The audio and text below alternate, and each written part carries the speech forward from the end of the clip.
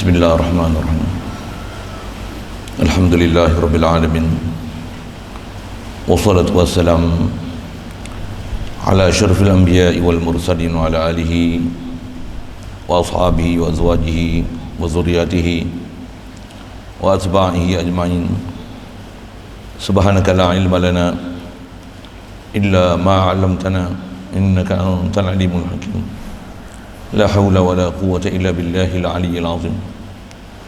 Rabbi shrah li sadri wa yassir li amri wahlul 'uqdatam min lisani yafqahu qawli.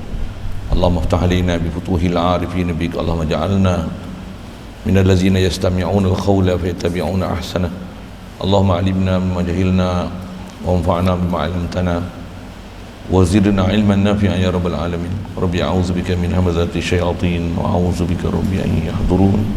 وأعيذ نفسي بالله العلي العظيم. بسم الله ما شاء الله لا يسوق الخير إلا الله. بسم الله ما شاء الله لا يصرف السوء إلا الله. بسم الله ما شاء الله ما كان من نعمة فمن الله. بسم الله ما شاء الله لا حول ولا قوة إلا بالله.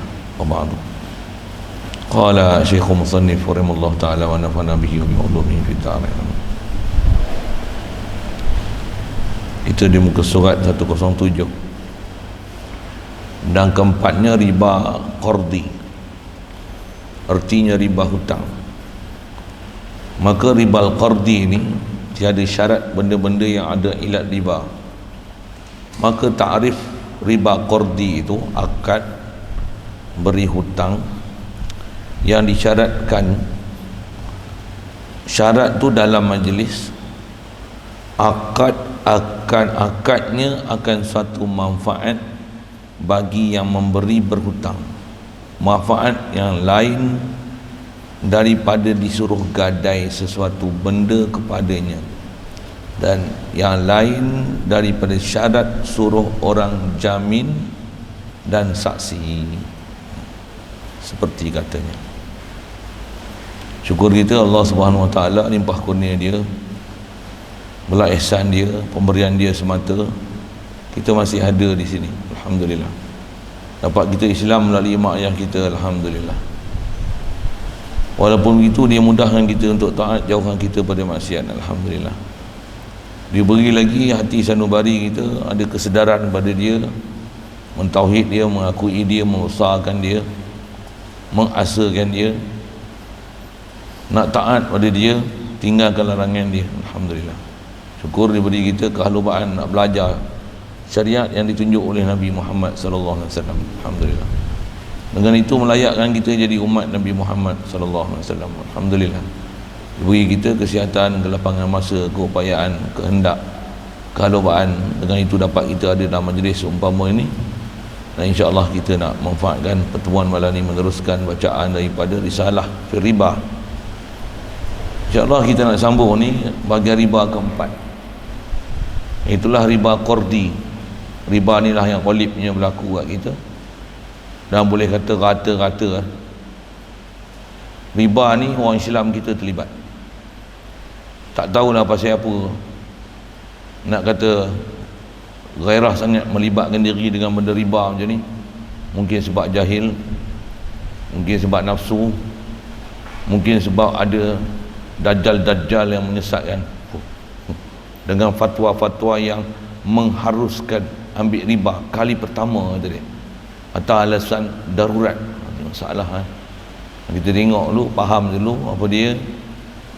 Dan tambah zaman lah ni, bila saya sebut dajjal tu memang ada isyarat daripada hadis-hadis Nabi SAW. Memang isyaratkan macam tu. Kalau macam kita duduk bicara ni, kita sebut yang ni haram, ni haram, ni haram, ni tinggal. Kalau tak ada duit terus gaduh beli cash lah. Pakai pun rumah second hand, kereta second hand, motor second hand, kereta buruk pun tak apa, janji benda tu halal. Rumah ni kalau tak beli pun tak apa, janji sewa. Kita nak duduk sini pun bukan lama, nanti tinggal belaka. Kalau kita sebut macam ni, dia kata tok guru pondok boleh Bila lagi orang Islam nak merempat aja, bila lagi kita nak pakai kereta besar, bila lagi orang Islam nak maju, bila orang Islam nak ada rumah sendiri. Tu saya kata ada dajjal yang bagi ayat-ayat macam ni. Bila ada dajjal tu, orang awam dia ramai tak faham. Dia tak tahu apa yang sepatutnya kita kena cari atas muka bumi ni. Maka terikutlah dajjal sebelum dajjal ni. Saya tak tahu bahasa apa saya nak sebut ni. Memang dajjal. Pasal apa dajjal? Dajjal ni sifat dia sesat menyesatkan. Sebelum ada dajjal tu memang ada isyarat. Kalau kita ngaji dalam hadis Nabi sallallahu alaihi wasallam, ada dajjal qabla dajjal. Tak kurang daripada salasina dajjalan, ada lebih kurang 30 dajjal. 30 tu setengah ulama tu isyarat menunjukkan banyak, angka tu menunjukkan besar, ramai. Masya-Allah, naudzubillah. Mudah-mudahan tak ada pelihara kita. Pasal zaman kita ke belakang ni, lagi belakang, jagalah. Makin rosak. Tambah zaman hujung ni, dan dengan Covid duit pun tak ada. Dan kita akan dapat lihat betapa celakanya riba qardi ni. Habis rumah saya ada beli, apa tu? Bayar tak lepas bayar, kerja tak ada ni, hutang-hutang habis apa pun tak. Boleh faham? Kalau sewa, bayar sewa dia, yang ni bukan sewa, beli. Tapi dengan sebab tak boleh bayar, sangkut. Umpamanya macam musim Covid ni, macam mana? Habis yang dah bayar bertahun-tahun tu, oleh kerana tak boleh meneruskan pembayaran, macam mana? Nanti kena bayar lagi, denda penalti sebab tak bayar beberapa bulan. Lepas tu rumah tu macam mana? Bank lelong. Ambil lah kau, nak ambil sangat rumah sendiri. Kalau saya buah gitu, nak pulang paku buah kerah sikit lah. Tapi bahasa macam tu marah orang dia tak? Kot lembut sikit lah, nak kata macam mana nak lembut, buah lah ayat tu, bagi sedar ke itu. Nak kata keras pun keras lah, kata apa. Memang kaedah kita kalau benda yang salah kena berkerah lah, yang ni salah. Takkan benda yang salah nak kata yang ni tak salah. Gila apa? Orang yang gila dunia dia tak ada masalahnya dia nak menghalalkan apa yang haram. Kita tutup guru kita, para ulama kita ajar benda yang memang haram lah. Benda yang salah lah. Walaupun istilahnya terpaksa kita korbankan keinginan kita, nafsu kita, kehendak kita, selagi dah tak boleh tu tak boleh lah. Macam tu kan. Saya ngaji ada tok guru dia kena bahasa begini ya. Kalau kita lah gedik-gedik nak makan babi, ni lama ni teringin sangat nak makan babi ya. Boleh layan ke? Cari jalan juga helah untuk boleh makan babi tu ya. Gila lah. Dah tak boleh tu tak boleh lah. Habis-habis cari helah kata dia, oh ada juga pendapat, saya pernah dengar ada satu mufti itu, mufti Pasir Berdengung tu, dia sebut macam ni, babi ni yang haram ni dagingnya. Alhamdulillah kata dia. Jadi yang haram ni daging tu pun haram makan aja. Jadi kalau daging yang haram, Allah Ta'ala pun kata innama harrama alaikumul maitata waddama wa lahmal khinzir. Daging haram ni daging babi je. Babi ni daging yang haram. Jadi lemak dia, tulang dia, ekor dia tak apa. Pasal apa? Ada ulama kata yang haram kat babi ni daging je. Boleh kita makan. Boleh makan sup tulang babi. Jangan tak tahu zaman kita lah ni ada yang pelak sampai terang macam tu. Mungkin tuan-tuan tak bisa dengar bab babi ni macam tu lah, tapi ada mufti babi macam ni. Saya nak guna bahasa apa lagi tak percaya tuan-tuan pergi carilah mufti babi ni siapa dia. Saya bagi umum macam tu, pergi carilah kan. Lah ni kau boleh sebut nama, marah dia. Baik. Jadi kita nak jumpa riba yang ni, riba apa? Riba keempat. Riba ni atas nama riba qardi. Cuma eja Rumi ni riba al-qardi. Guna baca al ni, itulah kaedah kita bila al-ilam qamariyah. Kita tak bacalah riba al-qardi kan. Pasal apa? Al-ilam qamariyah. Dia tak bunyilah lam tu kan. Ribal qamariyah betul ya? Kan bukan al-ilam syamsiah. Riba qardi, bukan masalah al-ilam qamariyah, silap saya sebut. Hamzah wasal tu riba al-qardi. Hamzah wasal mana boleh baca al-qardi. Hamzah wasal al-qardi tu dia hamzah wasal ni matas kutu fil ibtida' wa tasqutu fil darji kan. Tak faham sudah ngaji nahwu ngaji tajwid pun jumpa dah bab tu kan. Mana boleh riba al-qardi. Abdul Ar-Rahman, betul, Abdur Rahman, betul. Masjid At-Taqwa, Masjidut Taqwa. Ini kalau dengan sebutan Arab lah. Kalau sebutan Melayu, balun ialah Melayu, itulah kan. Ni pun riba al-qardi, bubuh ialah, itulah. Sorry sikit, itu kan. Jadi macam mana pun tak lagi faham riba qardi. Jadi atas nama riba qardi, riba hutang. Maksudnya riba yang berlaku dengan sebab hutang. Dia boleh idafat tu, mudhaf ilaih tu dengan makna riba qardi, riba bisababi, dia dengan makna basababiyah, dengan makna sabab.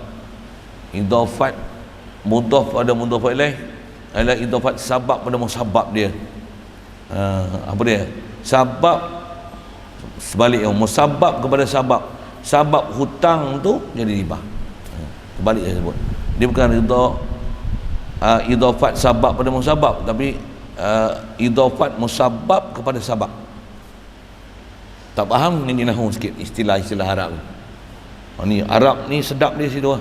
Tengok kalimah pun kita kenal lah mudhaf ilaih pada sifat mausuf, mana naat man'ut dia, macam jahal.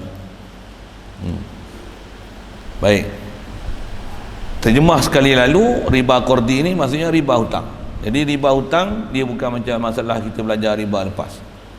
Riba lepas dia riba bab jual beli. Walaupun begitu dia ada juga sikit kaitan dengan hutang, jual beli, tapi tak berlaku serah menyerah dalam majlis. Ada hutang daripada salah satu pihak, sama ada yang membeli ataupun menjual dengan barang-barang ada ilat ribawi yang tak berlaku serah menyerah dalam majlis. Ada juga nama riba tu. Dia bukan khas hutang, tapi dia adalah jual beli atau seumpama jual beli, tukar menukar, hebah berbalas-balas, unjuk mengunjuk kan. Aku bagi engkau ni, engkau bagi aku hak ni. Ada kita belajar dah bab tu.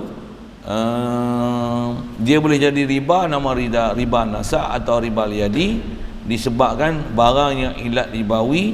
Asalnya muamalah adalah tukar menukar barang, sama ada jual beli, hebah bisawab, tukar menukar ataupun nama baik atau seumpama itu. Ada yang kita bicara dalam lepas-lepas dia.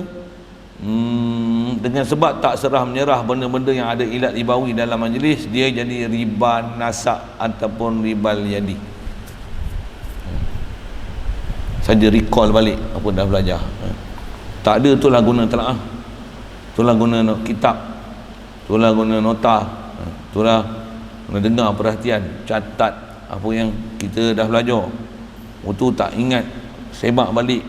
Sebelum mengaji pun telaah dulu, lepas belajar pun tengok balik, ambil note balik. Tak faham, tanya, muzakarah. Tak lepas-lepas muzakarah, orang ni faham lain, orang ni faham lain, orang ni faham lain. Rojok pada siapa yang mengajar, betul tak kan? Sebab kamu hidup lagi, dah tak ada kamu hidup, kita tengok kamu mati. Kamu mati itu kitab lah. Sebelum tengok kamu mati, tengok kamu hidup dulu. Baik, jadi yang tu riba yang ada sikit jugalah wajah atas nama hutang, tapi dia bukan hutang semata-mata. Asalnya dia proses jual beli, tapi jadi riba pasal tak serah menyerah barang dalam majlis. Asalnya jual beli ataupun hebah dengan berbalas ataupun tukar menukar sesuatu dengan sesuatu atas nama sistem barter apa tu. Jadi yang ni bukan bab tu. Yang ni bab apa? Yang ni semata-mata hutang. Sama ada hutang duit ke, hutang barang ribawi ke, barang tak ribawi ke. Aci nama hutang dengan takrif dia akan sebut nanti riba, walaupun hutang, walaupun benda yang tak ribawi.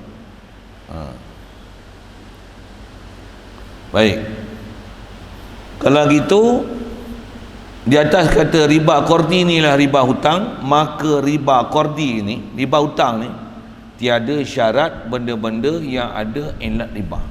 Dia tak syarat emas perak, dia tak syarat makanan minuman, tak syarat. Jadi salah kalau ada orang faham, dia kata macam ada kita bicara bab zakat apa dulu dalam masalah isu kes boleh jadi murtad tak jadi murtad tu. Masalah apa? Masalah kita bicara kata wang kertas, kaedah kita mazhab Syafi'i tak wajib zakat. Pasal yang kena zakat adalah emas perak. Jadi duit kita bukan emas perak. Sikit bandingan mudah tu, batu permata pun kalau kita simpan banyak-banyak, kali pun harga dia berjuta-juta, tak kena zakat. Pasal apa? pasal dia bukan emas perak. Itu je, senang je faham kan. Jadi kalau duit walaupun ada juta-juta, bilion-bilion, tak ada zakat. Pasal apa? Pasal dia bukan emas perak. Itu asalnya. Jadi ada orang faham, dia kata, oh kalau gitu dah duit kita bukan emas perak, jadi kalau kita buat loan dekat bank, kena apa tu? Kena bunga banyak-banyak. Apa istilah bunga ni? Kena interest banyak-banyak, ribu-ribu, juta-juta pun tak apalah, pasal dah bukan benda riba. Siapa dia ajar gitu? Bukan. Pasal bab hutang dia bukan masalah benda ribawi tak ribawi. Tu yang dia kata terang jelas disebut dalam perkataan dia. Riba qardi tiada syarat benda-benda yang ada ilat riba. Apa maksudnya? Untuk jadi riba dengan sebab hutang ni tak syarat untuk dia adalah emas, ataupun dia adalah perak, ataupun dia adalah makanan atau minuman. Aci nama hutang dengan sebab hutang nanti akan ada menghasilkan satu manfaat kepada orang yang memberi hutang. Mengikut mazhab kita Syafi'i, syarat tu pula ada dalam akad, maka dia adalah riba. Walaupun hutang apa? Hutang garam aja. Hutang budi tu lainlah sikit kan. Hutang budi lainlah. Kalau nak kata buat lawak sikit, hutang budi macam mana Ustaz? Hutang budi lainlah, dia bukan hutang benda.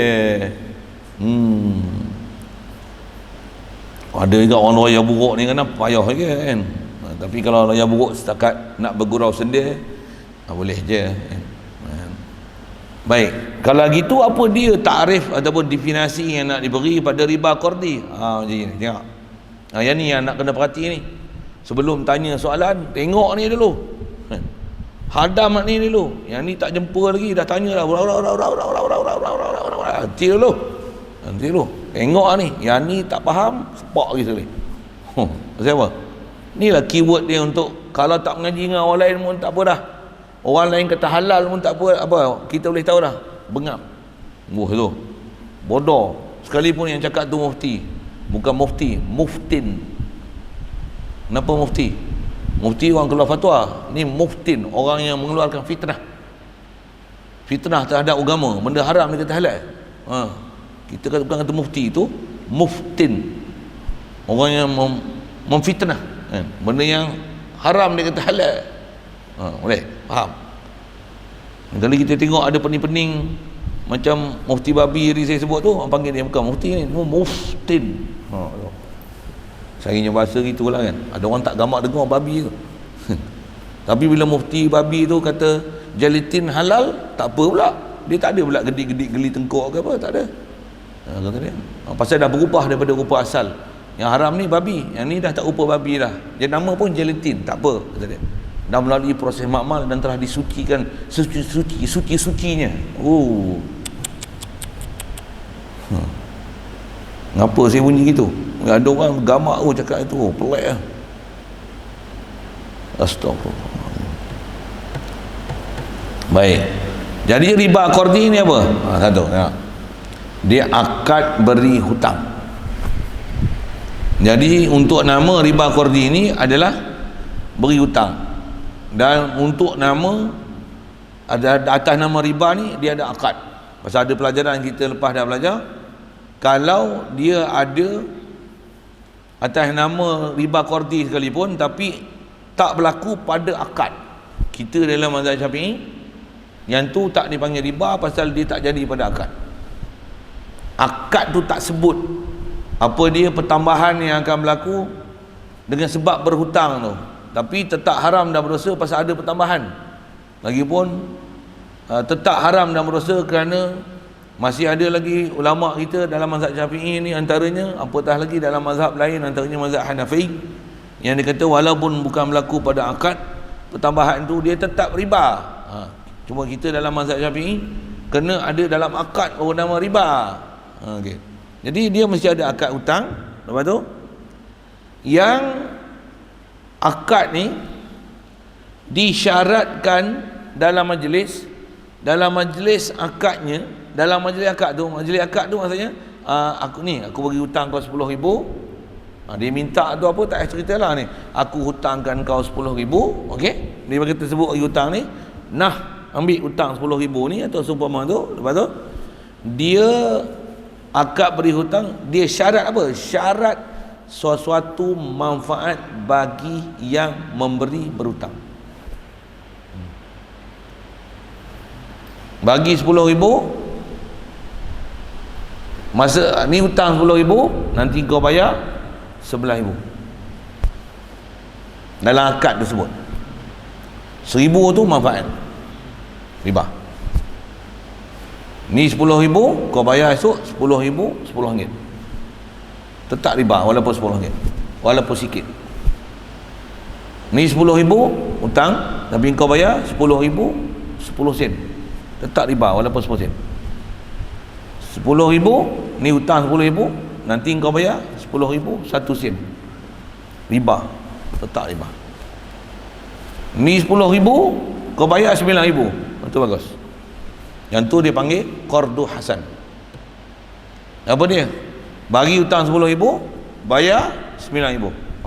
Yang ni sepatutnya bank Islam. Lain pada tu bengong Islam. Kacau sikit lah bahasa tu kan. Ada bank Islam macam tu. Saya ngaji dulu ada guru kata apa, koma ni orang Perak ni. Atuk guru Perak lah kebuang ni. Kata dia, kalau kaya esok, kata dia, jadi bank lah katanya. Jadi bank tu macam mana katanya. Mana jadi bank? Bukan bank tu bengong Islam. Jadi bank tu macam mana? Orang tak ada duit, koma dia nak hutang 10,000, bagi dia hutang setahun tak bayar, 2 tahun tak bayar. Untuk buat apa? Duit tak ada, turunkan hutangnya 10,000 jadi 9. Jadilah bank yang menolong orang Islam, jangan jadi bank yang mencekik orang Islam. Wes ayat dia power tunggu. Kalau pergi kursus perbankan lari macam mana? Macam mana? Kita adalah satu institusi yang untuk menjana kewangan negara, yang kalau boleh dengan modal yang paling sikit dalam masa yang paling pendek kita nak mendapat keuntungan yang paling besar. Kepala otak itu bank, itu bengong Islam, ke bank Islam. Bank Islam ni orang susah dah pasal dia kena berhutang, lepaskan kesusahan dia dengan cara bagi hutang, dah bagus dah. Macam mana? Kurangkan amount bayar dia, dia lebih baik daripada sedekah. Okey, kesana sikit nak kenal siapa dia bank Islam. Jadi kita taklah nafikan bank Islam yang ada lah ni, tapi atas peranan bank Islam tu sepatutnya macam mana. Jadi kalau tak buat bank pun macam mana? Jadilah bank dalam masyarakat. Apa dia? Orang berhutang, kalau kata saya tak ada duit nak belanja makan pondok ni, saya nak hutang RM50 boleh tak? Berapa nak hutang? RM50 boleh hutang. Allah, RM50. Ambil ya. So saya ingat dah lah duit ni nak bayar. Tak pun dia minta RM50. RM50 je. Ngaji pondok RM50 je. Biar betul masuk universiti daftar pun RM5,000. Alamak, jangan buat malu tu. Ambil RM500. Tak cukup mari jumpa ni.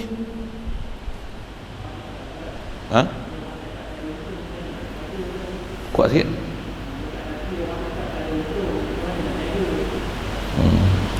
Jadi bank bukan nak untung, jadi bank nak tolong orang. Kalau nak untung berniaga, jadi bank nak tolong orang. Bagi orang berhutang, nak berniaga kan, nak untung. Lewat lah. Nak tolong orang. Kalau nak cekik orang, baik tak payah bagi hutang. Itu nak bagi mampu orang. Nak berniaga, berniaga lah. Hutang bukan kaedah berniaga. Boleh? Kalau hutang adalah jalan untuk berniaga, kau kata innamal bai'u mislu riba, kapir, kau menghalalkan benda-benda yang haram. Kasar sikit lah ayat tu. Bab tu kita dah belajar bab murtad dulu. Na'udzubillah wala ya'zubillah. Okey.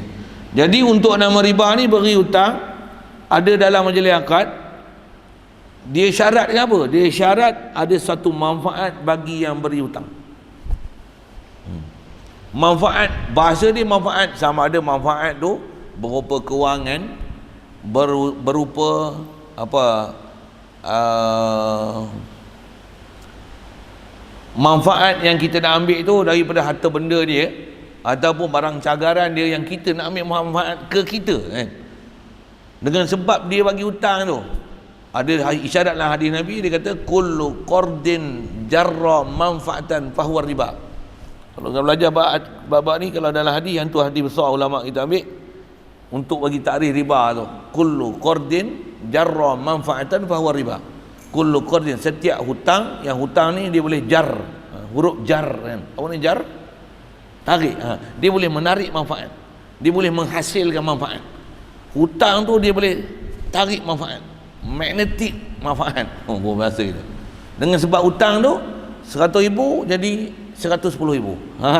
Sekalipun 100,000 dapat 100,000 1 sen sekali pun, 1 sen adalah manfaat. Manfaat dengan sebab hutang itu riba, walaupun hanya 1 sen. Apatah lagi 100,000 bayar 200,000, 300,000, 400,000. Hak tu lagi lah.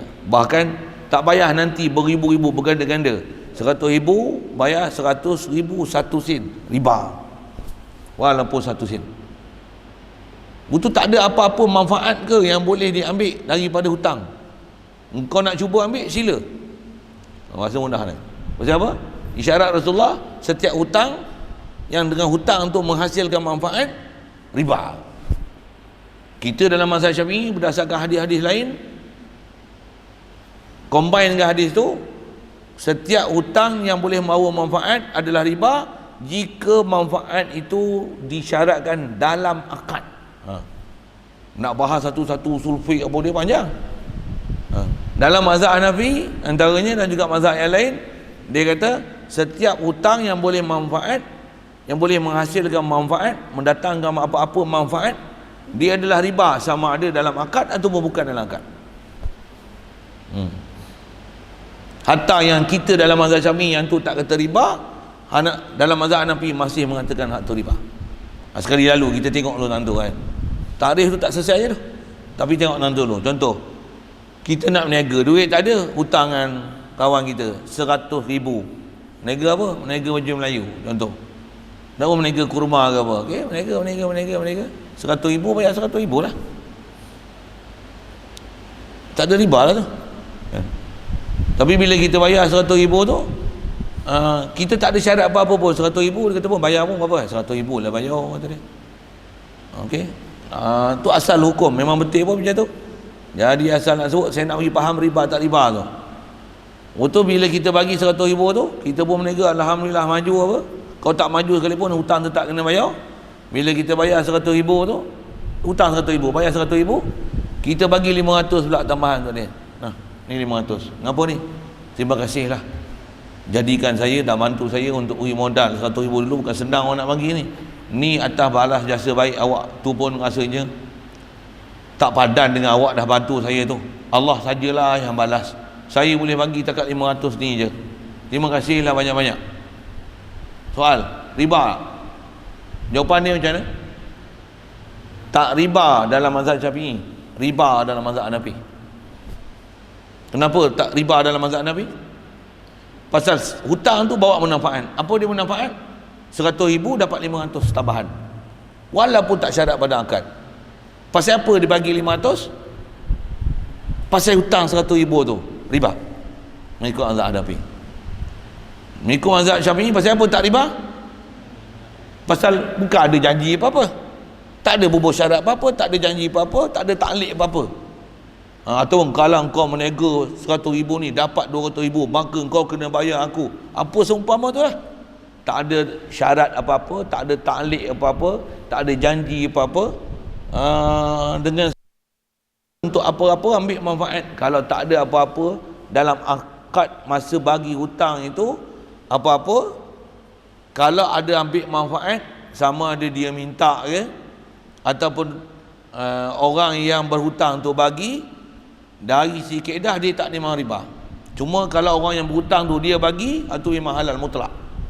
Tapi kalau orang yang beri hutang tu dia yang minta, atas nama riba? Tidak, pasal tak disyarat dalam akad. Tapi minta tu berdosa dan haram. Pasal apa?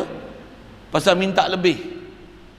Cuma dia tak nama riba dalam mazhab Syafi'i, tapi riba dalam mazhab Hanafi, tapi dia tetap masih haram dan berdosa.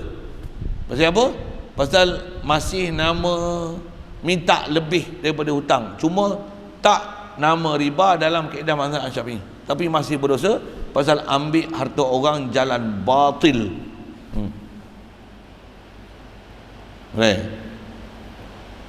Itu hutang tu. Jadi kalau tengok lah ni, ada ke bank yang dia bagi hutang yang dia tak ada apa-apa manfaat? Tu lah. Nanti kita tengok yang modelnya, nanti tengok model pula. Ada orang kata Tok Guru pondok ni, ustaz-ustaz pondok ni, dia tak tahu hukum bank ni macam mana.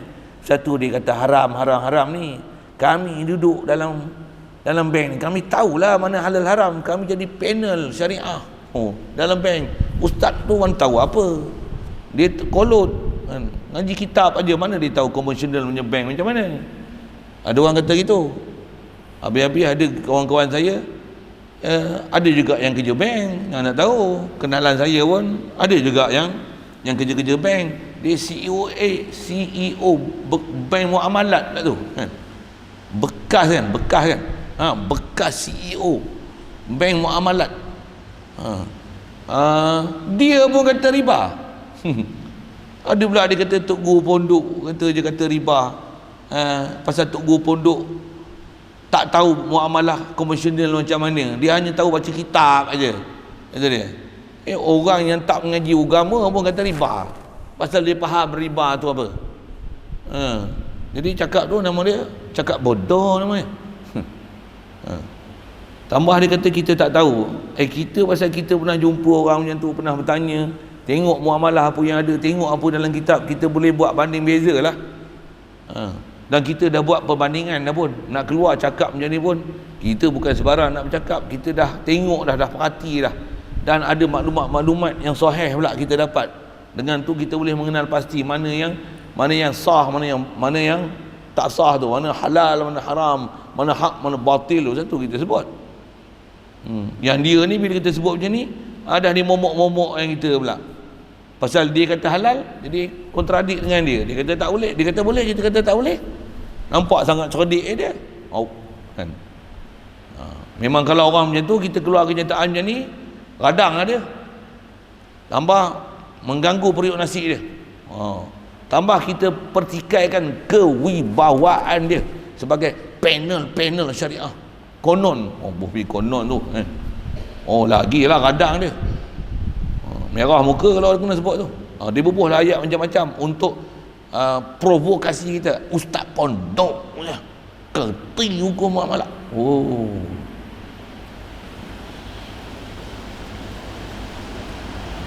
Sikitlah kerti tak kerti, tengoklah kita cerita apa, kitab kata apa, dia kata apa. Baik. Jadi setiap hutang yang dalam dalam akad ada mensyaratkan, mentalikkan, mengenakan apa-apa yang manfaat. Dan manfaat ni kata dia, manfaat yang lain daripada yang disuruh gadai sesuatu benda kepadanya, satu, dan yang lain daripada suruh orang jamin, dua, dan saksi, tiga. Kalau ada syarat dalam akad semasa beri hutang, tiga perkara ni tak apa. Pasal yang ni nama dia manfaat juga, tapi yang ni manfaat yang dibenarkan dalam syarak. Tengok elok, faham betul? Elok-elok. Apa dia? Pertama, jika nak beri hutang, contoh 100,000, besar amount tu, macam mana nak jamin dia akan bayar balik? Antara yang boleh dibuat, syaratkan beserta dengan hutang yang dia terima, dia kena beri satu barang gadaian. Barang gadaian. Gadaian ni apa dia? Emas ke, tanah ke, benda-benda yang berharga yang jadi cagaran. Jika orang yang berhutang tu tak boleh bayar, maka emas ni contoh, ataupun tanah, ataupun kenderaan yang mahal-mahal, contohlah apa kan, yang tu akan dijadikan sebagai cagaran untuk menebus hutang dia. Sama ada barang yang digadai tu, cagaran tu, atas nama tu gadai. Syarah bab gadai sendiri panjang, saya sebut istilah dia gadaian. Itulah ada Ar-Rahnu nama dia. Jadi Ar-Rahnu ni dia bukan pergi kedai gadai, bukan.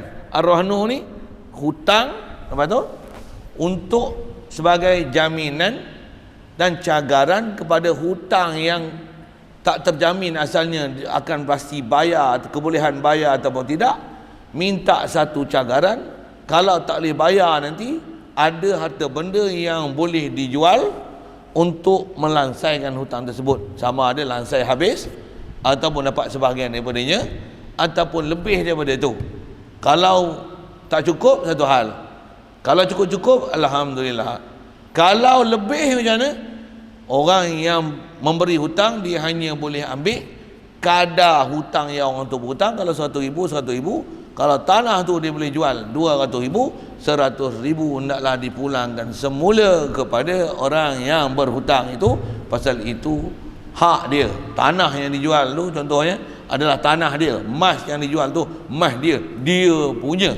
Orang yang berhutang ni, orang yang beri hutang ni, hak dia hanya 100,000. Itu aja. Jadi apa manfaat kita nak bicara ni? Manfaat dia ada barang gadaian. Barang gadaian ni adalah sebagai cagaran untuk hutang itu pasti dibayar. Yang tu boleh. Boleh? Faham? Yang tu dulu, dulu. Okey. Saya panjang sikit. Barang cagaran.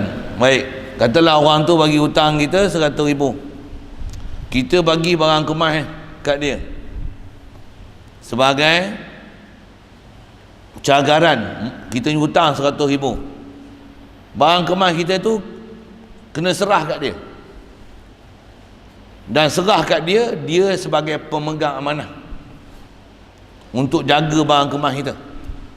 Kalau tanah kita, dia bagi geran kat dia, dia pemegang amanah, pegang geran tu. Kalau kita bagi lembu 100 ekor, 100 ekor tu dia pemegang amanah. Lembu kita 100 ekor tu, kita tak boleh bayar esok, dia ada hak untuk jual lembu tu. Boleh? Faham? Bila kita bagi contoh emas tu, dia kena jaga tak? Rumah dia okey tak? Nak simpan-simpan emas ni? Rumah rupanya rumah buruk je. Walaupun ada 100,000. Rumah dia rumah nenek kebayan, dekat nak roboh dah. Room papan pula tu. Jangan kata sepak, tepuk je pecah. Katalah gitu, tak selamat dia. Jadi nak selamat macam mana? Dia kena simpan dekat bank. Contoh sewa peti besi, sewa rumah misalnya. Sewa rumah tak munasabah kan, ataupun beli peti besi. Peti besi tu dia terpaksa beli pasal apa? Untuk keselamatan barang kemas yang harga 100,000 tu, terpaksa beli kalau rumah, bolehlah rumah dia katalah buah batu apa sekalipun, tapi untuk keselamatan tak ada almari yang khas apa untuk jaga keselamatan tu kan, peti tempat rahsia ke apa contohlah, dia terpaksa beli tu.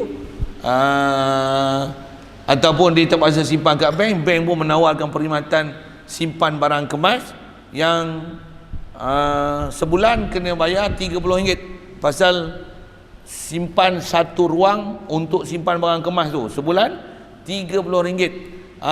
Jadi orang yang beri hutang ni dia boleh minta RM30 daripada orang yang berhutang itu. Pasal apa? Pasal manfaat barang kemas yang bukan kembali pada orang yang berhutang, tapi kembali kepada orang yang berhutang untuk barang kemas dia itu supaya dipelihara di tempat yang sepatutnya, supaya tak berlaku kecurian. Bukan RM30 tu untuk orang yang beri hutang itu ambil manfaat. Boleh? Faham? Bayaran tu boleh diambil untuk menselesaikan amanah jaga barang kemas tu.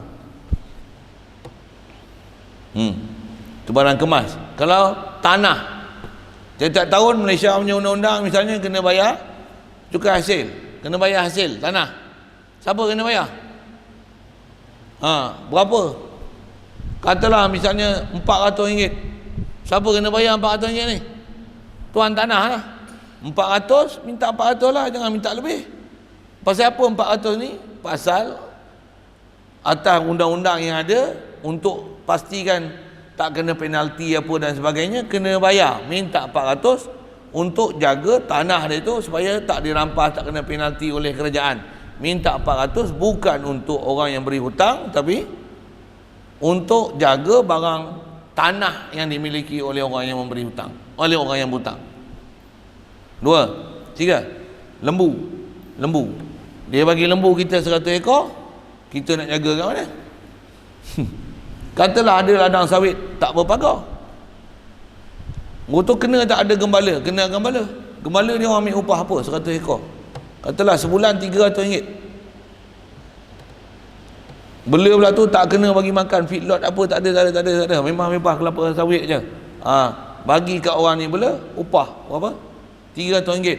Ada hak orang yang beri hutang ni minta RM300 bukan untuk dia, tapi untuk lembu yang pemilik bagi orang yang berhutang tu, supaya dijaga dengan betul. Pasal dia pemegang amanah, dia tak boleh jaga, dia amanahkan ke orang. Bayaran tu adalah untuk dia melaksanakan amanah, jaga barang gadaian tersebut. Itu je dalam syarat yang boleh. Jadi kalau zaman Lani yang ada macam mirip macam tu, dengar, saya masih nak cerita tentang masalah gadaian. Satu Lani ada bunyi Islamik sikit lah, Ar-Rahnu. Tak kira lah apa-apa Ar-Rahnu mana-mana, tapi saya nak kata betul tak betul, tengok apa benda yang dia buat dan apa cas yang diminta. Situ lah. Itu lah. Kalau ikut Ar-Rahnu gadai ni, syarat mula dia apa? Hutang dulu ke gadai dulu? Janganlah buat bengap.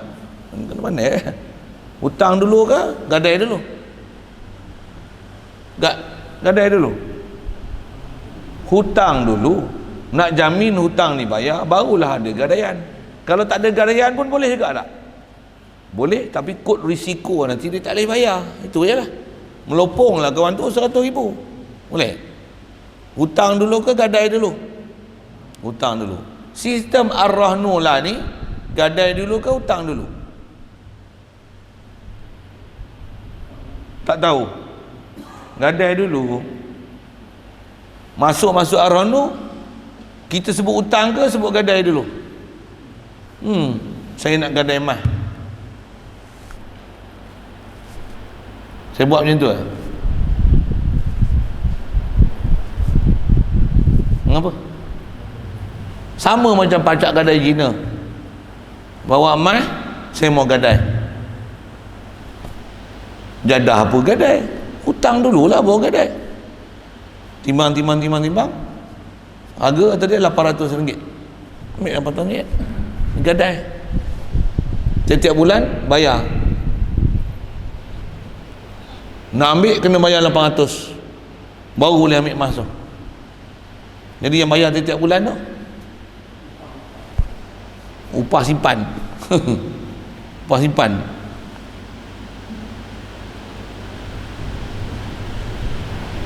Tu pajak gadai. Kalau pawn shop yang Bapak KP buat tu, yang itulah dia punya kedai gadai tu, pajak gadai tu haram, dosa besar tu. Ar-Rahnu kalau buat macam tu juga, sopa kedai pajak gadai Cina, cuma bunyi dia Ar-Rahnu. Kalau dia timbang emas tu, masuk-masuk dia timbang emas dulu. Yang ni kalau ikut boleh dapat dalam 70,000 untuk buat loan. Soal, loan dulu ke gadai dulu? Gadai dulu. Sepatutnya apa? Loan dulu. Selesai dah loan, okey, kami terimalah emas ni untuk gadaian. Emas tu mesti nilai dia lebih daripada yang 70,000 dia bagilah misalnya. Baik, dengar. Nanti dia charge 70,000, dia charge tu charge simpan barang kemas ke, charge 70,000 yang dia bagi ya. Boleh faham? Dia biasanya gunakan bahasa peratus lah. Kita akan kena charge misalnya 1%, 2%, 3%. Saya tak tahu berapa peratus dia bagi. Dia kena kan? peratus dia di atas amount tu. Kalau amount tu besar, nanti angka dia besar lah. Walaupun katalah misalnya buah angka untuk mudah kira, katalah dia kata kena bayar 1%, satu je, RM100 kena bayar RM1. Jadi kalau 1000 kena bayar RM10. Kalau 70,000, RM70 lah sebulan ni. RM70 tu kalau 70,000. Kalau 700,000 kena bayar 700. Boleh faham? Kalau 700,000 kena bayar RM700 sebulan. Contoh 700. Jadi dia charge di atas hutang yang dia bagi, di atas barang kemas yang dah ditimbang. Boleh faham?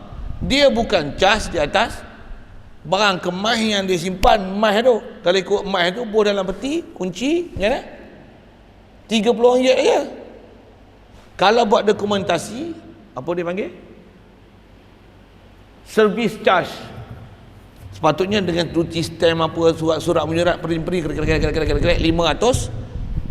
Emas tu kalau boleh dinilaikan dengan RM70,000 pun, dokumentasi dia pun 500, adalah itu.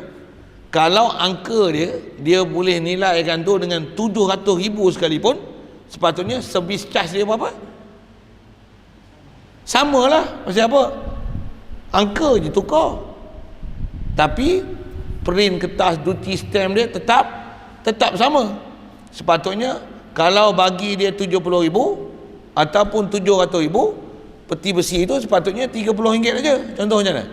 Apa pengurusan tu sepatutnya 500, sepatutnya 500 pasal pengurusan, RM30 pasal sewa peti besi simpan emas dia.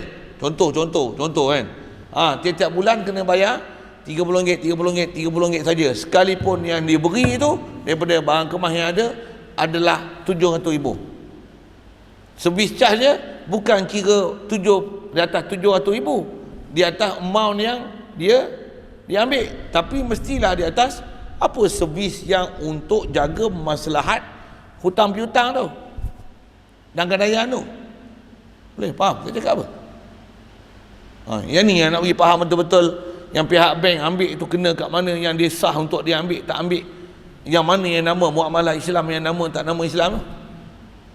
Yang mana yang kita nak petikai kata Ar-Rahnu ni betul-betul Ar-Rahnu mengikut Islam ke, ataupun Ar-Rahnu tu dia kata Islami, ataupun it's only a gimmick. Nama je Ar-Rahnu Islam, pajakan Islam, rupanya pajak gadai cerina serupa. Ya. Boleh faham? Itu satu masalah gadai. Yang kedua, apa dia? Masalah grantor, penjamin. Jadi kita kata apa? Aku boleh bagi hutang kat hang ni 100,000, tapi hang syarat hang kena bawa seorang penjamin. Maksudnya kalau hang tak boleh bayar apa-apa, aku akan rujuk ke dia. Faham penjamin ni macam mana? Mestilah steady sikit tak? Kalau sengkit pada hang, macam mana pun tak kira lah, janji ada penjamin. Kalau dia minta dua penjamin lah. Penjamin ni ada bab khas belajar dia, tapi penjamin ni buat apa? Penjamin ni adalah juga sebagai backup. Kalau kawan tu orang hutang tak boleh bayar, maka penjamin ni lah akan diminta untuk melunaskan hutang tersebut, dan dia sedia menjamin. Kalau orang tu tak bayar, minta kat saya akan bayarkan untuk dia. Lepas tu nak kira bicara nak minta balik ke, tak nak minta balik ke, free of charge ke, pejam mata je. Aku dah kata tolong bayar, aku tolong bayar lah, kau tak payah minta, aku tak minta balik lah. Itu ada perbicaraan dia. Kita tak bicara situ, lagi panjang nak cerita apa. Boleh untuk dengan sebab hutang tu, orang yang beri hutang minta manfaat apa, ada penjamin, yang tu boleh. Tapi dia kena bayar, nanti sat. Pasal penjamin bukan ada kena bayar apa-apa. Kalau lembu tadi kena bayar upah, emas tadi kena bayar peti sewa, peti besi. Kalau tanah tadi kena bayar hasil tanah. Boleh faham saya cakap apa? Kalau dokumentasi, bayar harga dokumen lah. Belah tu dokumen mesti harga charge servis tu, perkhidmatan tu, bukan amount duit yang dihutang tu. Charge bukan di atas duit yang dihutang, tapi charge di atas servis tu. Jadi 70,000 pun servis dia 500, sepatutnya 700,000 pun servis dia 500. bayar 500 walaupun angka berhutang tu 70,000, 700,000. Bukan 70,000 bayar satu amount, 700,000 10 kali ganda lah. Pasal yang ni 70,000, ni 700,000. Yang tu riba. Pasal dia charge bukan di atas servis tu, tapi dia charge di atas amount tu. Dia ambil manfaat di atas amount hutang tu. Yang tu lagi faham tu. Mana dia yang buat bank buat macam tu. 2, 3 saksi. Aku bagi hutang 100,000 ni dengan syarat kau bawa 2 orang saksi untuk aku buat surat menyurat. Nanti dia tanda tangan, sign, buat nama IC, kita duty stamp. Duty stamp ni hang bayar. Duty stamp istilah lah ni kan. Geran tanah apa pun duty stamp. Tambah bayar duit peguam ke apa ke, saya tak tahu proses-proses tu, tapi lebih kurang macam tu lah. Jadi servis tu siapa kena bayar? Orang yang berhutang tu lah. Pasal berlakunya proses servis apa, peguam tak peguam, duty stamp tak duty stamp, dokumentasi nak kena print apa-apa tu, saksi yang kita nak panggil, berapa kos dia datang apa-apa tu semua, siapa kena bayar?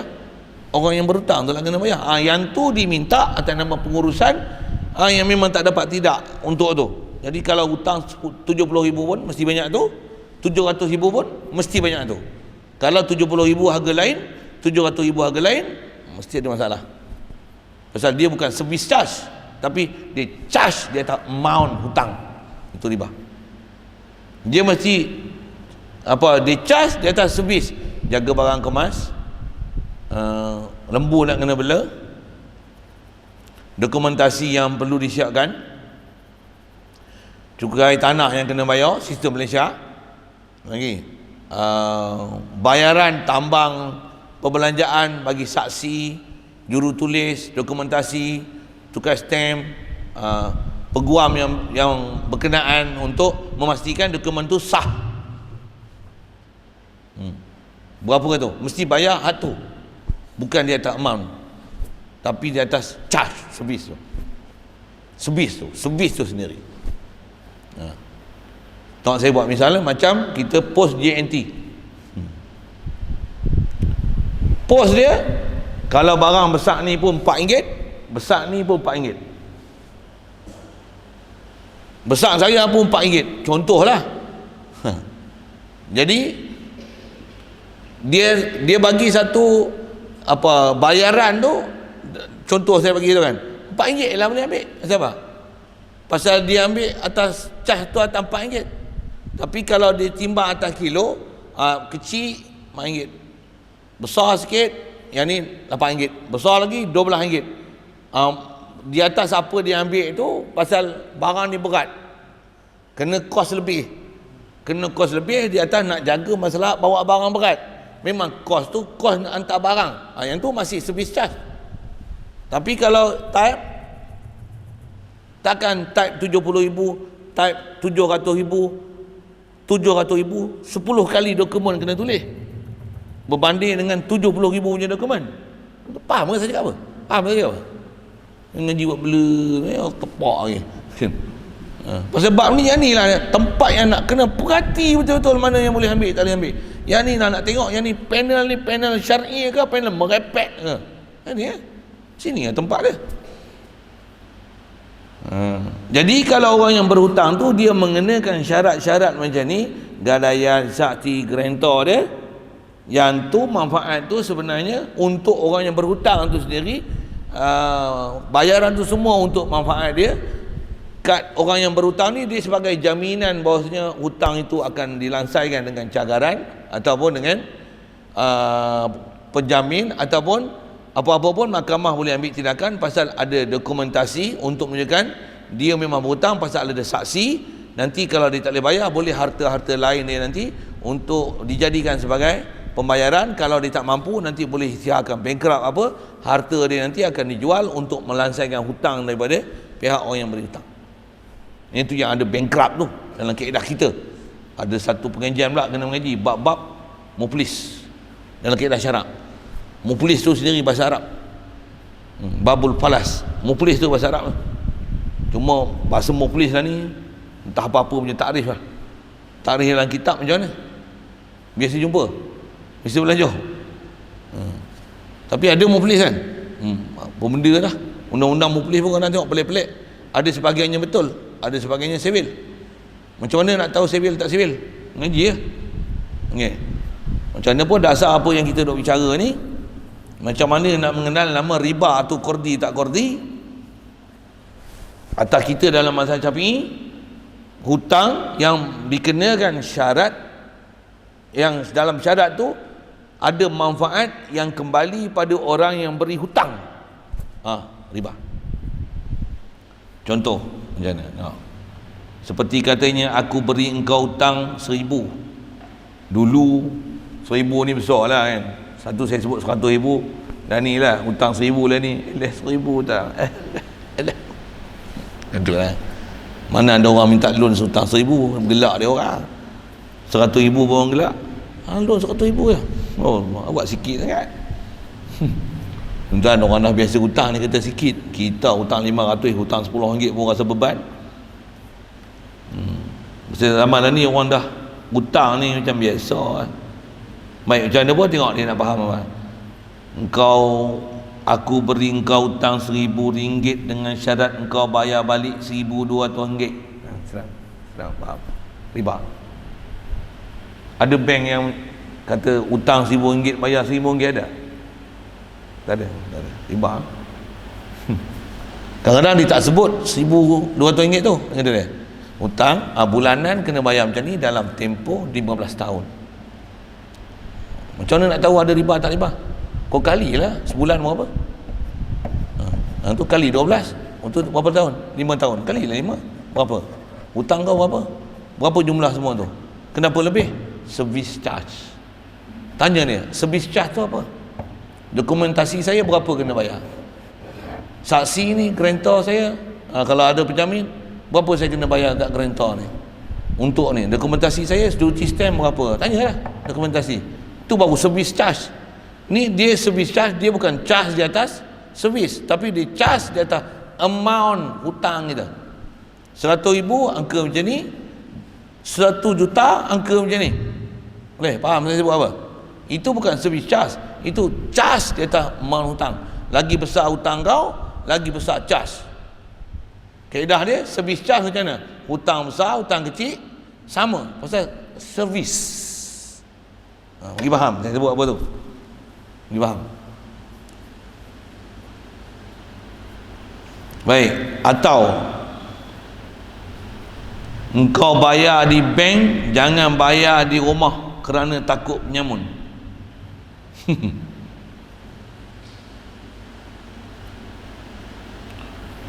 Syarat dia tu, hang bayar RM1,000, bila nak bayar nanti bukan bayar dekat rumah, tapi bayar kat bank.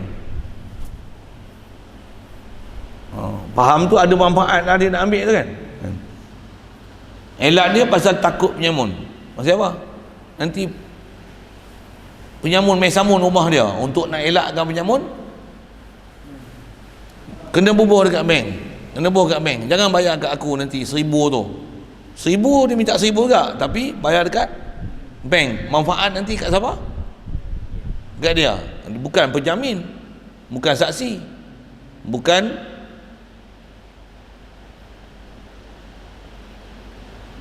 gadaian. Bukan gadaian. Apa dia? Manfaat supaya tak kena samun. Kawan tu nak tambang lagi apa tu. Jadi faham tu, situ jadi riba tu manfaat. Walaupun manfaat nampak sikit je macam tu. Satu saya ada bagi contoh sebelum ni, kata apa? Ni aku bagi hang hutang RM10,000, macam mana? Hang beli kereta baru kan? Kalau aku nak balik kampung ni lepas PKP, kalau aku minta pinjam boleh kot lah. Tu bahasa lembut lagi lah. Dengan syarat aku nak balik kampung, bila-bila hang wajib bagi aku pinjam. Pinjam lah tu. Kalau sewa kali pun, sewa pun sewa adik-beradik. Sewa adik-beradik ada manfaat. Selalu sewa 100, pasal bagi hutang 80 dah lah. Riba. Pasal apa? Ada manfaat. Aku hutang dengan RM10,000, macam mana? Mesti doyan ni. Musang king banyak kan. Ingatlah queen sama. Kesan king. Saja main bahasa gitulah sikit kan. Macam mana? Riba. Manfaat. Atau macam ni. Hutang aku bagi hang hutang 10,000. Kalau aku masuk Minang untuk minta anak hang itu yang tolak lah. Macam terpaksa masuk Minang je lah. Dah terhutang budi, terpaksa terima pinangan. Riba. Riba ni apa? Terima pinangan. Tak pun kita kena jadi besan lah. Kena terima anak aku jadi menantu hang. Riba. Ataupun aku bagi hang 10,000 ni, anak aku nak masuk sekolah, dia tak apa cerdik, tapi hang mesti bagi lulus masuk sekolah. Sekalipun dalam bentuk macam tu, itu apa, ada manfaat tu, manfaat kena disebut manfaat riba. Walaupun manfaat macam tu.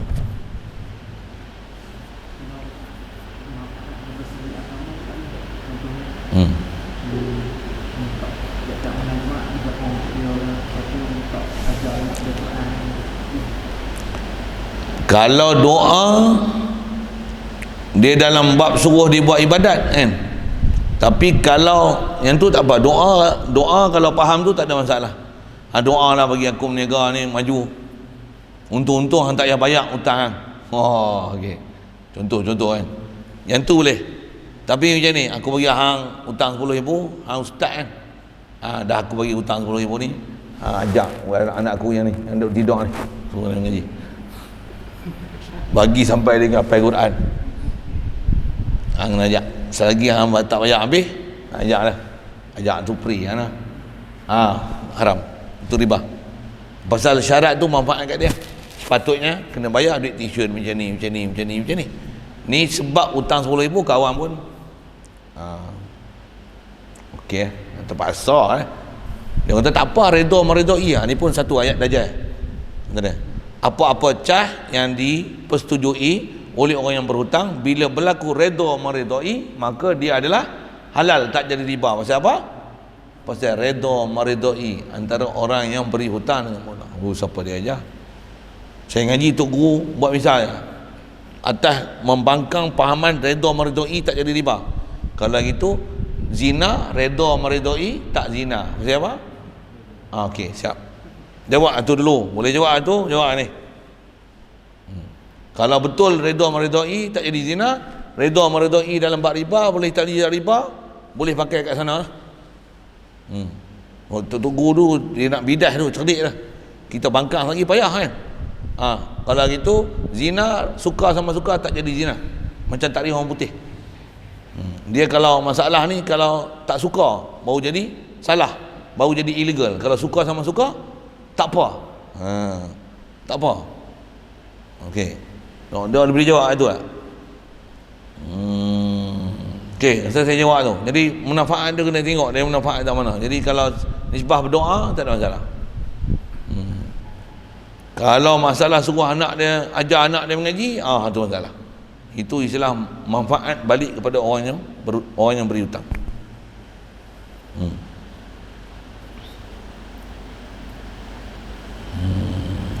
Atau masih lagi contoh, aku bagi hutang hang 1,000 dengan syarat engkau buka botol oren, kita sama-sama minum. Atau apa? Aku boleh bagi 1,000 ni, belanja kami makan malam ni bawa ikan bakar open table lah malam ni, open table hang bayar 100,000 ni, open table malam ni, maka apa-apa hang bayar malam ni, aku bagi 100,000, bayar 100,000 lah, tapi open table malam ni. Tak pun cari satu-satu hari ya, open table boleh, Tasik Raban ke, pergi hotel 5 bintang 10 bintang ke kan. Ataupun keduri anak aku ni nanti hang tanggung.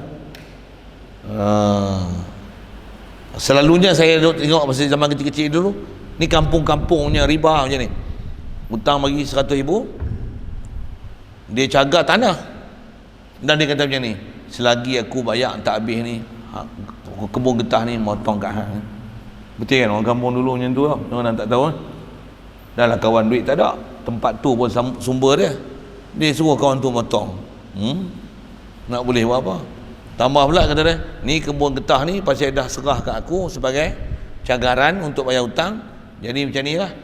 Ambil hasil separuh hang, separuh aku. Yang separuh hak hang tu kalau kena bagi dekat orang buat kerja, yang tu hang punya, hak aku, separuh tu aku punya. Mana boleh, riba. Dia tak ada hak untuk dia ambil getah, kelapa sawit, durian. Selalunya bila dah cagar tanah macam mana?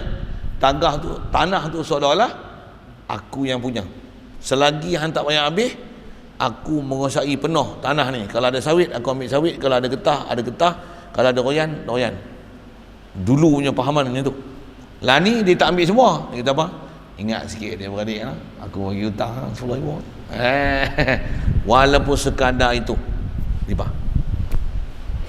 Nama riba pun kaedah kita mazhab Syafi'i sebut dalam akad. Syarat dalam akad. Kalau tak sebut dalam akad, dia tak riba. Tapi dosa besar. Masih dosa. Kalau mazhab Hanafi masih riba walaupun tak buat syarat dalam akad. Dan tu ada beza sikit. Jadi nak keluar khilaf macam mana? Tak usah duk ambil apa-apa manfaat pasal al-khuruju minal khilafi mustahabun. Ada prinsip-prinsip kita dah belajar.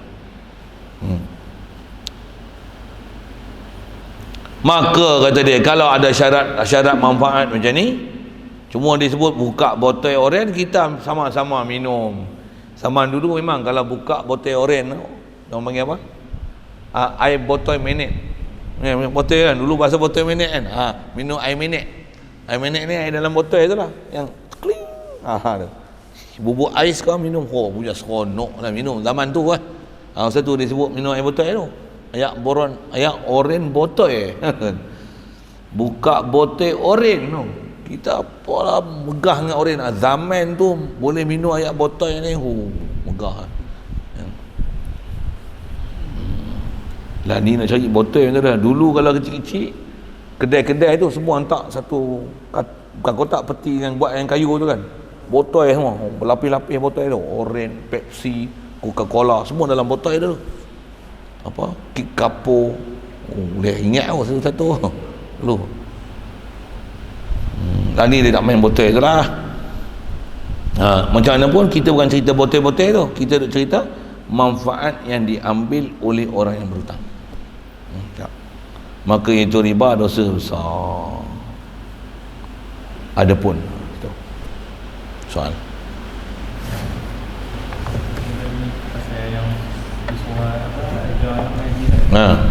atau dia bayar yuran sekalipun pasal dia ada ambil manfaat tu. Tak mana manfaat orang anak lain dia tak ambil. Dia berkira nak ambil sebagai anak murid, tapi pasal dah berhutang macam mana, terpaksa agaklah ambil anak dia. Ya, betul. Jadi sekalipun dia bayar, aku bayar lah yuran, tapi hang kena ambil anak aku sebagai anak murid. Dia ada kait, jadi manfaat tu balik ke dia. Sekalipun dia bayar yuran, tapi dia mewajibkan mesti ambil sebagai anak murid aku. Anak murid tu riba. Nama dia manfaat yang kembali kepada orang yang beri hutang. Kaedah kita syarat tu manfaat kalau sana je lah. Situlah, itulah. Lagi saya panjang-panjang sangat. Okey, lain? Sama-sama minum.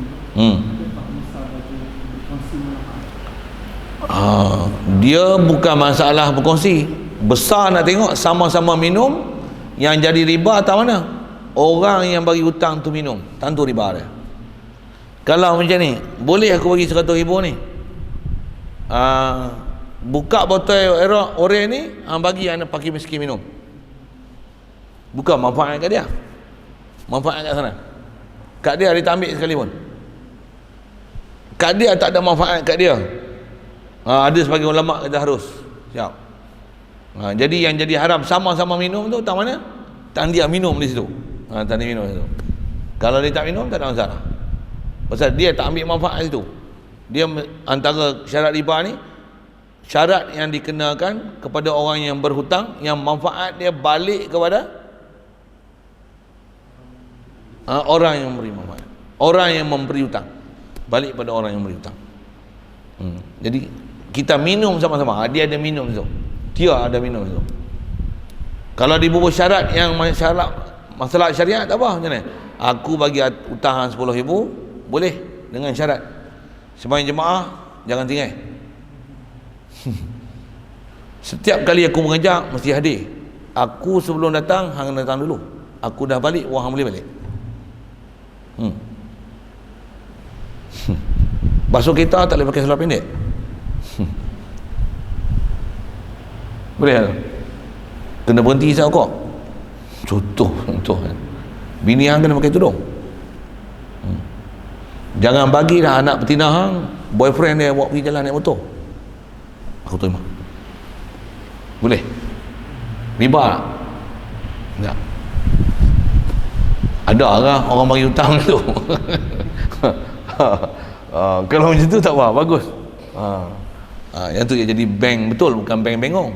Bank bengong nak bagi mampu orang. Yang ni dengan sebab hutang tu, apa dia? Nak bagi orang ikut syariat. Habis. Steady. Dengan sebab dia berhutang, dia kena main jemaah. Ni. Okay. Lagi? Bismillahirrahmanirrahim. Allahumma nawwir qulubana min nuri hidayatika kama nawwartal arda min syamsika abadan abada. Bi rahmatika ya arhamar rahimin warzuqna fahman nabiyyin wa hifzal mursalin wa ilhamal malaikatil muqarrabin wa sallim tasliman ala jamil anbiya'i wal mursalin walhamdulillahi rabbil alamin.